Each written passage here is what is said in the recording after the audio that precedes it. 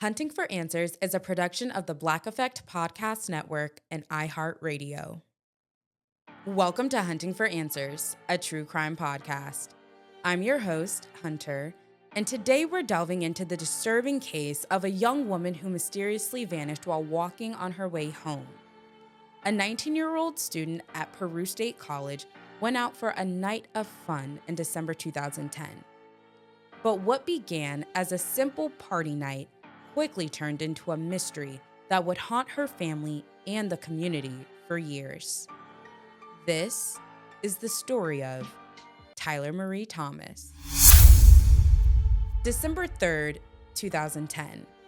A night that started like any other for Tyler, a dance team captain at Peru State College.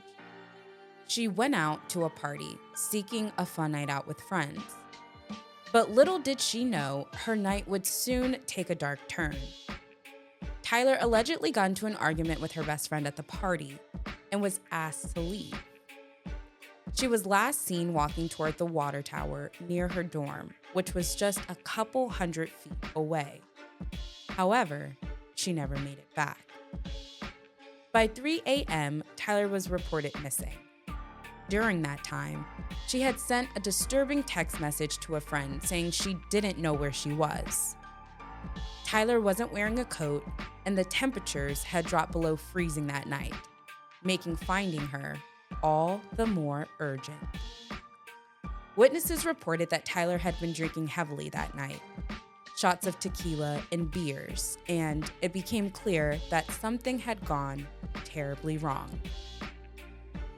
Suspicion quickly turned to Joshua Keetle, a student with a troubled past. Tyler had shared with friends her discomfort with Keetle, expressing she didn't want anything to do with him after a date gone bad. But Keetle had a history of alleged sexual assault and violence, making him a person of interest in Tyler's case. Just 1 month before Tyler's disappearance, another woman came forward with allegations against Keetle. He was charged with felony rape and false imprisonment. The victim's testimony was harrowing, but it wasn't the first time Keetle had been accused. In 2008, a teenager claimed similar experiences with Keetle while he was at a different college. His past was quickly painting a very dark picture. The investigation into Tyler's case revealed more disturbing details. On December 9th, just 6 days after Tyler vanished, Keetle was arrested for evidence tampering and providing false information. Police discovered evidence near the Missouri River, including tire tracks from Keetle's vehicle and drag marks that suggested a body had been moved. Keetle's story kept changing. First, he said he was just walking Tyler down the street. Then, he claimed she got into his car and the two drove to a local boat dock. He then alleged that Tyler agreed to a sexual exchange for a ride, but later changed her mind and accused him of assault. What followed, he claimed, was a verbal and physical altercation. In 2017, Keetle was charged with first-degree murder in Tyler's death. By 2020, he was convicted of a lesser charge of second-degree murder in the death of Tyler and sentenced to 71 years in prison. But the case didn't end there. In January 2025, Keetle filed a request for a new trial, claiming he didn't receive a fair trial in the first place. His argument: his trial counsel was ineffective, citing a disastrous cross-examination that may have affected the outcome of the trial. His request for a new trial comes after the Nebraska Supreme Court rejected his appeal in 2022. His attorneys now argue that he was denied his constitutional right to a fair trial, with court documents showing that the state has conceded some of his claims.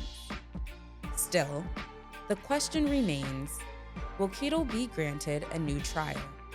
And if so, what does this mean for the family of Tyler Marie Thomas, who had been fighting for answers for over a decade?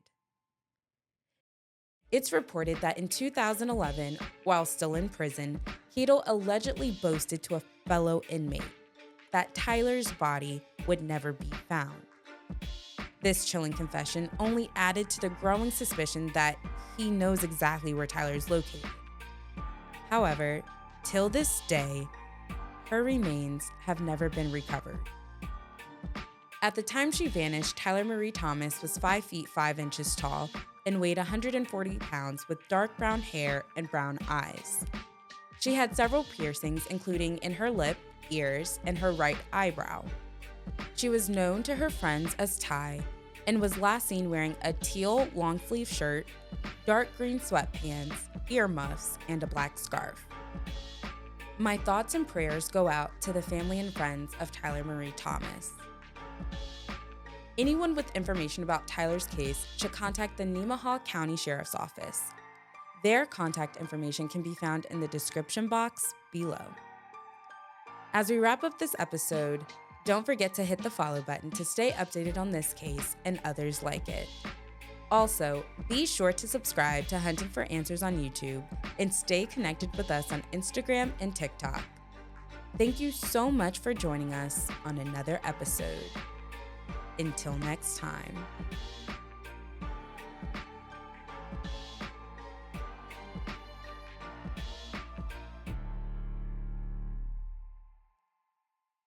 Hunting for Answers is a production of the Black Effect Podcast Network.